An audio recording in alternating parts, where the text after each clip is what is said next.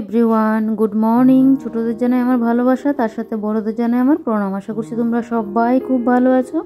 যে যেখানে আছো ঈশ্বরের কৃপায় আমরাও ভালো আছি। তোমার নতুন আরও একটি ব্লগে তোমাদের সবাইকে জানাই স্বাগত। তো ঘুম থেকে উঠে পড়লাম, এখন ঘড়িতে 8টা বাজতে 10 মিনিট বাকি। তো উঠেই দেখো বাইরে একটু বেরিয়েছি, আর দেখো কালকে কী পরিমাণে কুয়াশা পড়েছে, এখনও কিন্তু সেই কুয়াশায় পড়ছে। দাঁড়াও তোমাদেরকে একবার দেখায়। আর এই কুয়াশার জলটা নিয়ে যদি তুমি একটু ঠোঁটে লাগিয়ে দিতে পারো না, তাহলে দেখবে একদম পুরো ঠোঁট ফাটা কিন্তু কমে যাবে। সেটা তো ছোটোবেলা থাকতে শুনতাম, এখন যদিও আর এটা করা হয় না। এখন তো এই যে বেসলিং আছে, বোরো প্লাস আছে, ওগুলোই মাখি।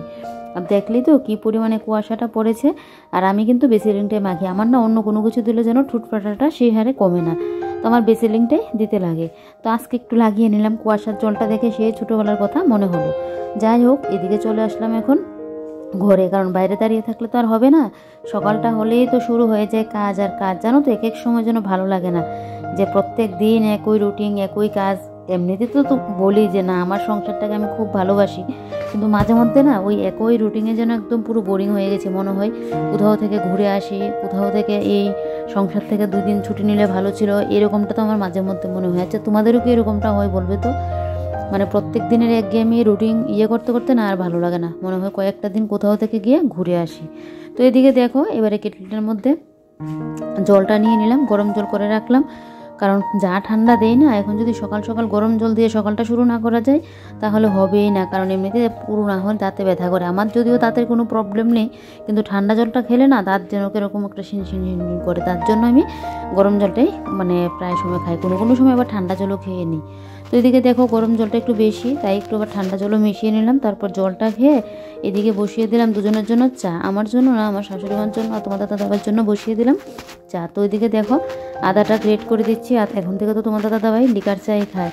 লিকার চাটা যে একদিকে খায় না, খুব ভালো, কারণ দুধ চাটা খেলেই দেখবে গ্যাসের সমস্যা কিন্তু হয়। আমি তো আবার লিকার খেতে পারি না, যখন আমিও খাই তখন আবার দুধ চা করা হয়। আর আমার শাশুড়ি মাকেও ডাক্তার বললো, মানে ডক্টর বলেছে যে লিকার চাটা যেন খায়, দুধ চাটা খেলে তো গ্যাসের সমস্যা হয়। এমনিতে আমার শাশুড়িমা প্রত্যেক দিন গ্যাসের ওষুধ খাচ্ছে, তারপরেও মানে ঠিক হয় না, গ্যাস হয়ে যাচ্ছে এই অবস্থা। তো এদিকে দেখো চা তো একদিকে বসিয়ে দিলাম, এদিকে এবারে চা নামিয়েও নিলাম। এদিকে এখন গ্যাসটা অফ করে রাখলাম, আর এদিকে এখন ভাতের হাঁড়িটা বসিয়ে দিচ্ছি। তোমরা তো জানোই সকালবেলায় আমার ঘরে ভাতের হাঁড়িটা বসাতে লাগে।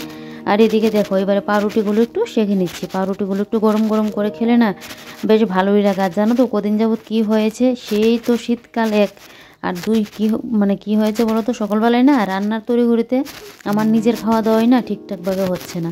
শীতকাল হলো এরকমটা হয় না, কিন্তু কেন জানি মানে এখন এরকমটা হচ্ছে। রান্নার কাজের চাপে আমি যেন আমার খাওয়া যে খাবো ওইটাই হচ্ছে না। আর এই করে না আমার যেন পুরো শরীরে একদম হয়ে যাচ্ছে। মাঝে মধ্যে শরীরটা এত পরিমাণে দুর্বল লাগে, কি আর বলি তোমাদেরকে, প্রায় সময় এরকমটা হয়। তো এখন যেন ইদানিং বেশি হচ্ছে, ঠিকঠাক করে আমি খাওয়া দাওয়াও করছি না, সেই কাজের চাপ, তারপর বলতে পারো রান্নার একটা অন্য সময় এরকমটা কিন্তু হয় না, কিন্তু এখন জানি কেন এরকমটা হচ্ছে, নিজের খাওয়ার কথা যেন থাকে না। তো তোমাদের দাদাভাই আবার বলছে, তোমাদের দাদাভাই তো ডক্টর দেখাবে এই 12 তারিখ।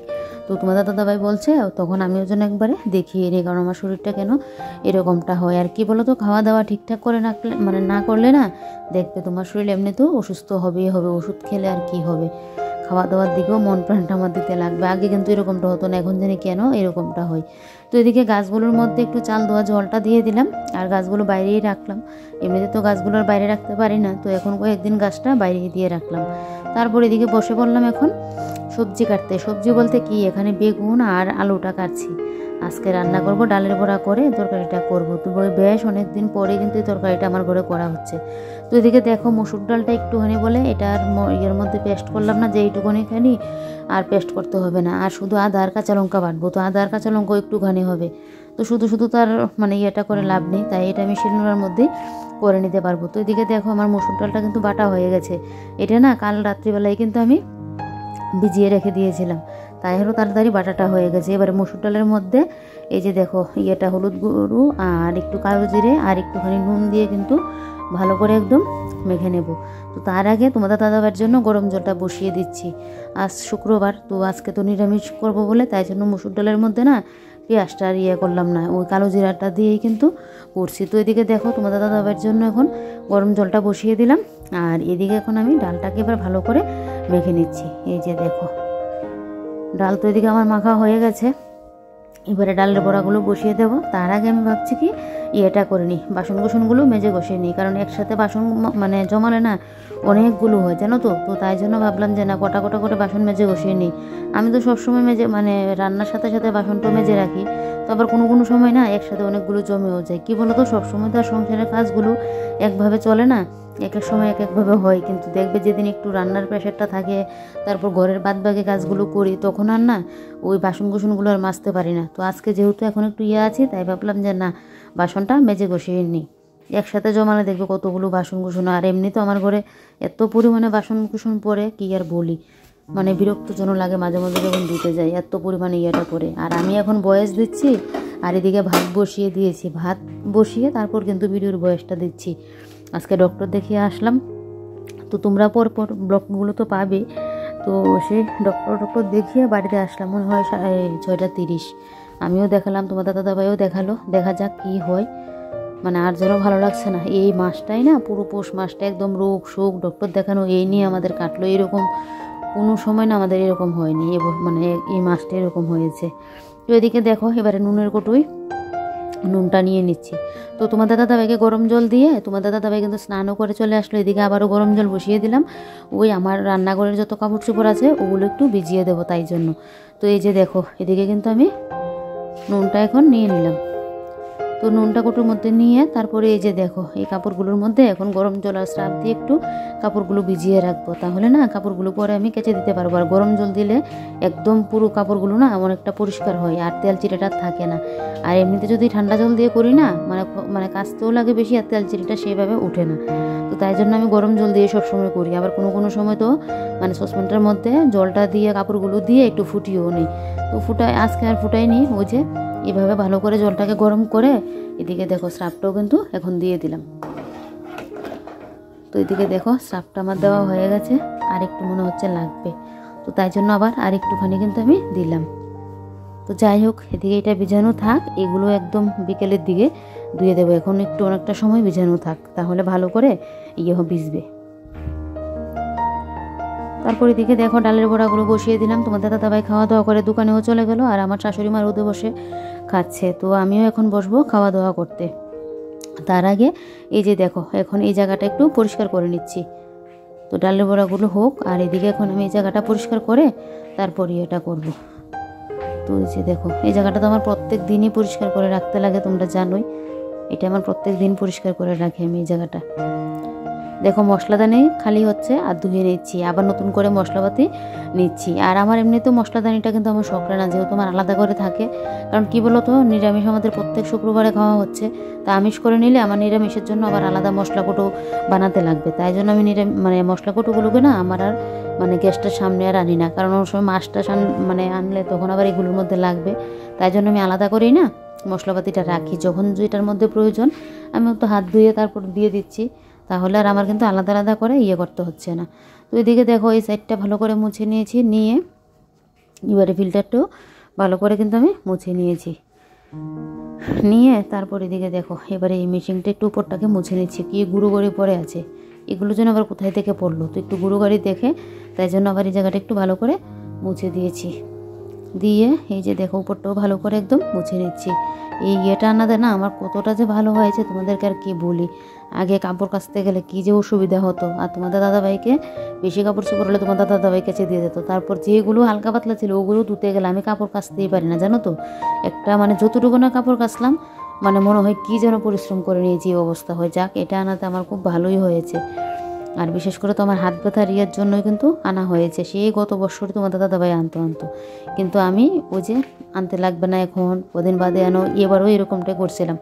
তারপর যাক বর যখন বলছে আমার জন্যই তো বলছে বলো, তাই ভাবলাম কি যে না ও করিনি। তারপরে এই জায়গাটা মুছে আমি কিন্তু বসে পড়েছিলাম খাওয়া দাওয়া করতে। তো খাওয়া দাওয়াটা করে এদিকে দেখো এই যে আমার তরকারিও হয়ে গেছে, এবারে ডালের বড়াগুলো দিয়ে এদিকে এখন ধনেপাতাটা দিয়ে নামিয়ে নেব। তো এদিকে তরকারিটা মানে ঝোলটা ফুটছে, আর আমি এদিকে এখন রান্নাঘরটাকে ভালো করে ঝাড় দিয়ে নিয়েছি। রান্নাঘরটাকে ঝাড় দিয়ে এবারে দেখো বাইরেটাও ঝাড় দিয়ে নিচ্ছি।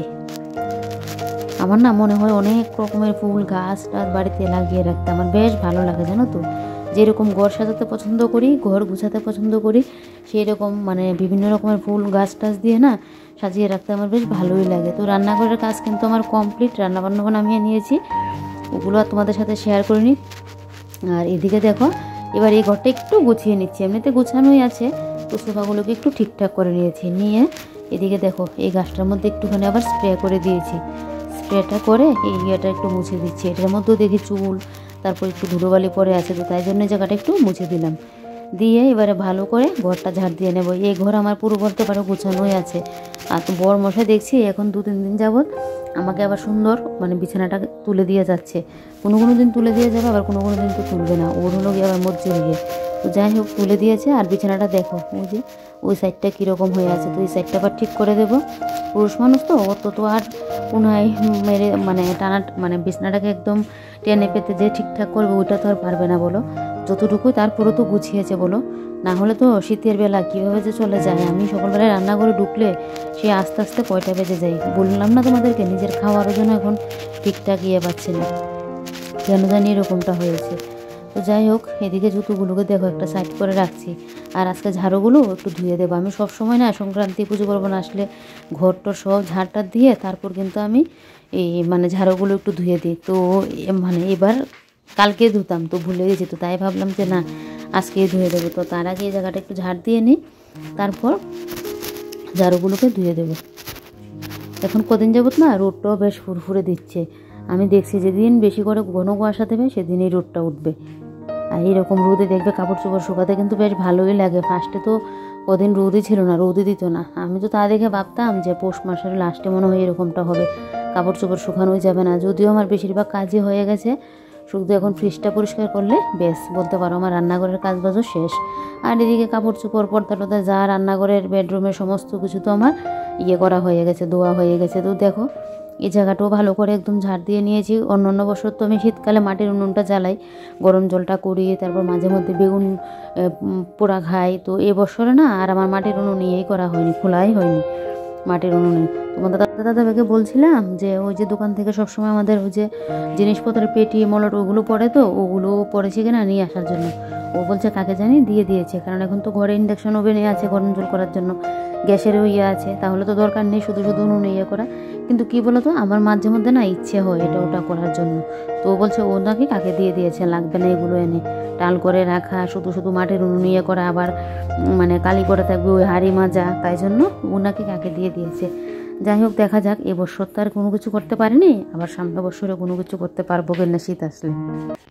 লেপটা এখানেই রেখে দিয়েছি, কালকে রোদে দিয়েছিলাম দেখলেই লেপ কম্বল। তো লেপের না উষারটা এখনও লাগাইনি, কারণ ঠান্ডাটা তো সেই পরিমাণে দিচ্ছে না, আমাদের কম্বলটা হলেই না হয়ে যায়। আর এতদিনের ঠান্ডার মধ্যে শুধু একদিন লেপ কম্বল একসাথে গায়ে দেওয়া হয়েছিল, তখন যা ঠান্ডা দিয়েছিল। কিন্তু কি বলো তো আবার অর্ধেক রাত্রে উঠে না লেপটা আবার সরিয়েও নেওয়া হয়েছে, কারণ লেপটা না এত পরিমাণে ভারী আমার বিয়ের লেপটা, সেই সরাতে গেলেই যেন অসুবিধা হয়। তো তাই জন্য লেপটা তো আর লাগে না, শুধু কম্বলটা দিয়ে আমাদের তো তাই জন্য ভাবছি কি যদি বেশি ঠান্ডা দেয় তাহলে লেফটটা উষারটা লাগিয়ে নেব, না হলে এখন উষারটা লাগিয়ে বিছানার মধ্যে রাখবো তো দেখবে আবার সে আমার কি হবে বলো তো, আবার গিয়ে বিছানার মধ্যে রাখলে আবার সে আমাকে এটা ধুয়ে টুয়ে তুলে রাখতে লাগবে। লেপ তো সে গায়ে দেওয়া হয় না, প্রত্যেক দিন রাত্রে বিছানা করার সময় বিছানা থেকে এনে সোফার মধ্যে রাখি, আবার সকালে নিয়ে বিছানার মধ্যে রাখি, একসাথে দুইটা গায়ে দেওয়া যায় না। একদিন দিয়েছিলাম, তারপরেও মাঝখানে আবার উঠিয়ে রাখলাম, এত পরিমাণে ভার। তো এখন ঘড়িতে বাজে 1:25, আস্তে ধীরেই এটা করছি, কাজ বাজ শেষ। আজকে ভাবছি গরম জল দিয়ে স্নান করবো না, প্রত্যেক দিন এক গরম জল দিয়ে স্নান করছি। তো ভাবছি কি আজকে গরম জলটা দিয়ে না স্নান করবো না, সে আবার ভয়ও লাগে, আবার হাত পায়ে ব্যথা না শুরু হয়ে যায়, বিশেষ করে হাতের। তো দেখি করবো আজকে ঠান্ডা জল দিয়ে, আজকে করবো না। আর মাথায় শ্যাম্পু করবো, 2-3 দিন পরে গিয়ে মাথায় শ্যাম্পুটা করবো। মাথায় সে কালকেও তেল দিয়েছিলাম, আমার এক ঘুমের ঘুম হয় না। আর কি বলো তো মাঝখানে তো খুশকির জন্য আমি একটা শ্যাম্পু ইউজ করতাম, শ্যাম্পুটা কিন্তু এমনিতে খুবই ভালো, খুশকি না তুমি 2-3 বার ইউজ করলেই বুঝবে, খুশকিতে একদম মানে পুরো চলে যায়। আর আমার তো এত পরিমাণে খুশকি হয়েছিল, যার জন্য চুলও কেটে নিয়েছি, যে মানে চুলও উঠতো, আর খুশকির জন্য তো এমনি তো চুল উঠে, আর খুশকি থাকলে দেখবো ভালোও লাগে না। শ্যাম্পুটা মনে হয় আমি অনেক দিন ধরে ইউজ করছি, তো শ্যাম্পুটা পাওয়ারটা একটু বেশি হবে, তাই জন্য তো খুশকিটা এত তাড়াতাড়ি মানে হয়ে যায়, মুক্তি হয়ে যায়, খুশকিটা চলে যায়। আর সেই জন্য কী হয়েছে বলো তো আমার চুল এখন সব উঠে যাচ্ছে, এত পরিমাণে চুল উঠছে। আমি যদি মানে 2 দিন চুল জমে না এতগুলো চুল হবে, এত পরিমাণে। তোমাদের দাদাভাইকে যখন আমি দেখাই যে আমার চুলগুলো দেখো, বলবে আমাকে এগুলো দেখেও না, তোমাদের দাদাভাই নাকি ভয় লাগে এরকম এত পরিমাণে চুল উঠতে, তাহলে মাথায় চুল থাকবে কি, এরকমটা ভাবে। এমনিতে কার্লি চুল, তার উপর এত মানে চুল আঁচড়াতে গেলেও চুল উঠে, আর এমনিতেও এত পরিমাণে চুল উঠছে। তো এখন আর এই শ্যাম্পুটা ইউজ করছি না, এখন আর একটা ট্রেসমির একটা শ্যাম্পু ইউজ করছি। কবে যে আমার মাথার চুল ওঠাটা না ঠিকঠাক হবে, খুব ভয় লাগছে এরকম চুল ওঠা দেখে। এত পরিমাণে চুল উঠলে কি হবে আমার, মানে না হলে না চুল আমার এত পরিমাণে ঘন ছিল কি আর তোমাদেরকে বলি। আমি খোপা টোপা বাঁধলে না আমার খোপাটা অনেকটা বড় হতো, আর এখন তো আমি চুল ছুটুই করে রাখি। বিয়ের আগের কথা বলছি, বিয়ের পরেও কিন্তু আমার চুলটা ইয়ে ছিল, এখন কেন জানি চুলটা উঠছে। আগেও উঠতো কিন্তু এরকম না, এত পরিমাণে চুল উঠছে। আর আমার শাশুড়িমা বলে কি আমারও তো উঠছে, মার তো কী করে বলো তো, চুলে যেহেতু কালার টালার করে কালারের জন্য দেখতে হয়, আমি তো আর এসব করি না, হেনাটা করলে আমার চুলটা ভালো হয়। তো তোমাদের দাদাভাইকে বললাম আবার একটা হেনা নিয়ে আসার জন্য, দেখি হেনাটা করে ঠিকঠাক হয় কি না। তো ঘর তোর গুছিয়ে গেছিয়ে নিলাম। এমনিতে সকালবেলা বিছানাটা তোমাদের দাদাভাই গুছিয়েছিল, তারপর তো সকালের খাওয়া দাওয়া সব কিছুই হয়েছে দেখলি। তো এবারে কড়াটা পড়ে আছে, কড়াটা মাজা কষা হয়নি, তো কড়াটা মেজে যাব স্নান করতে। স্নান করে এসে তো তারপর দুরা স্নান টান করে এসে তারপর তো দুপুরের খাওয়া দাওয়া বিকেলের কাজ ওগুলো শেষ করলাম। ওগুলো তোমাদের সাথে শেয়ার করিনি, কিছুটা সময় এবার রেস্টও করেছিলাম। এবারে সন্ধ্যা প্রায় হতে চললো, আর আমি এখন বসলাম আমার মানি প্ল্যান্ট গাছটা নিয়ে। দুইটা না পাতা দেখলাম একদম পুরো হলদে হয়ে গেছে, তো দুইটা পাতা ফেলেও দিলাম। আর আমার না মানি প্ল্যান্ট গাছটা আমার মানে এতটা প্রিয়, সেই গাছটার দুইটা পাতা যে একটু মানে হলুদ হলুদ হয়ে গেল না, আর একটু টান মারাতে উঠে গেছে, সেটা দেখে যে আমার কি কষ্ট লাগছে কি আর বলি। তো মানি প্ল্যান্ট গাছটার মধ্যে একটুখানি মাটি দিয়ে দিচ্ছি, মাটিটা খুব আঠালো আঠালো, তো তাই ভাবলাম যে না একটুখানি মাটি দিয়ে দিই। আমার মানি প্ল্যান্ট গাছটা এতটা আমার প্রিয় কি আর বলি, লাকি ব্যাম্বু আর মানি প্ল্যান্টটা যেন বেশি, এতটা আমি যত্ন করি, যেন নিজের থেকেও যেন বেশি যত্নটা করি। তো এটাই এখন কাজ চলছে, এটা ঠিকঠাক করে তারপর বাইরে দিয়ে রাখবো। তো চলো আজকে তাহলে ব্লগটা এখানেই শেষ করছি, কাল আবারও কোনো নতুন একটি ব্লগে তোমাদের সাথে দেখা হচ্ছে। তোমরা সবাই ভালো থেকো, সুস্থ থেকো আর সাবধানে থেকো। ভিডিওটা ভালো লাগলে একটা লাইক করে দেবে, আর অনেক অনেক ভালো লাগলে একটু শেয়ার করে দেবে। নতুন কোনো বন্ধু আমার চ্যানেলে এসে থাকলে আমার চ্যানেলটাকে সাবস্ক্রাইব করে পাশে থাকবে। বাই বাই, সবাই খুব ভালো থেকো, সাবধানে থেকো।